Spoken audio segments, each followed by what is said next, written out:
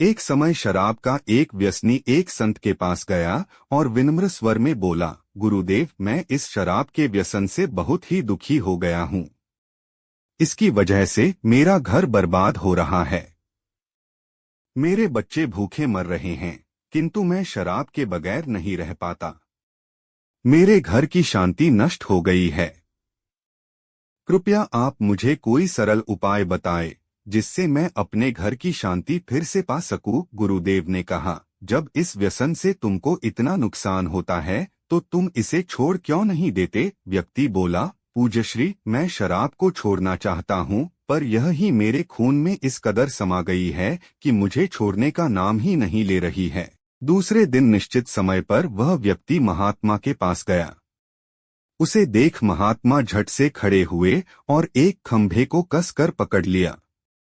जब उस व्यक्ति ने महात्मा को इस दशा में देखा तो कुछ समय तो वह मौन खड़ा रहा, पर जब काफी देर बाद भी महात्मा जी ने खंभे को नहीं छोड़ा तो उससे रहा नहीं गया और पूछ बैठा कि गुरुदेव, आपने व्यर्थ इस खंभे को क्यों पकड़ रखा है।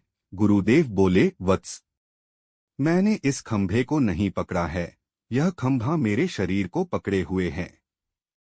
मैं चाहता हूं कि यह मुझे छोड़ दे, किंतु यह तो मुझे छोड़ ही नहीं रहा है। उस व्यक्ति को अचंभा हुआ।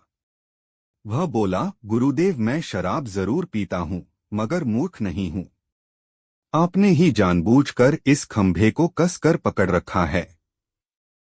यह तो निर्जीव है, यह आपको क्या पकड़ेगी। यदि आप दृढ़ संकल्प कर लें तो इसी वक्त इसको छोड़ सकते हैं।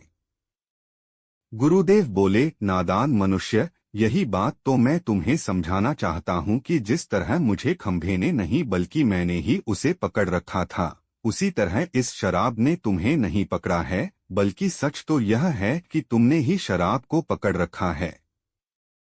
तुम कह रहे थे कि यह शराब मुझे नहीं छोड़ रही है, जबकि सत्य यह है कि तुम अपने मन में यह दृढ़ निश्चय कर लो कि मुझे इस व्यसन का त्याग अभी कर देना है, तो इसी वक्त तुम्हारी शराब पीने की आदत छूट जाएगी। शरीर